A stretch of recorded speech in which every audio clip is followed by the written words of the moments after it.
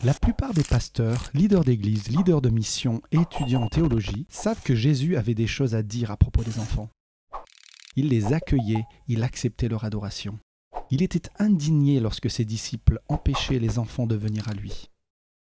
Il dit « Gardez-vous de causer la chute d'un seul de ces petits, car je vous le dis, leurs anges dans les cieux voient continuellement la face de mon Père qui est dans les cieux. » Sa parole suggérait que les enfants ont des anges.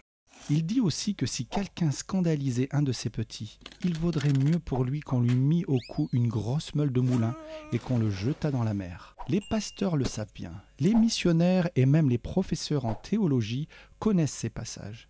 C'est peut-être tout ce qu'ils savent.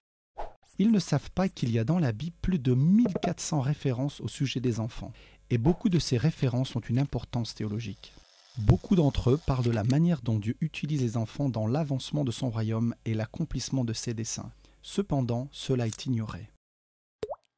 Dans ma bibliothèque, j'ai un livre intitulé « Théologie chrétienne », contenant 1200 à 1300 pages environ. Si vous cherchez dans l'index de ce livre le mot « enfant », vous y trouverez seulement 2, 3 ou 4 références. C'est tout. De nos jours, les étudiants en théologie peuvent obtenir de grands diplômes sans pour autant avoir appris quoi que ce soit de significatif à propos des enfants.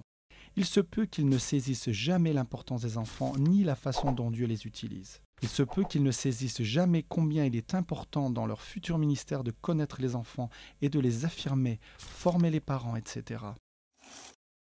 Nous sommes bien au courant de la Grande Commission. La Grande Omission, c'est tous les textes bibliques que nos étudiants, nos leaders d'église, nos étudiants en théologie n'enseignent jamais. C'est ce que j'appelle la Grande Omission.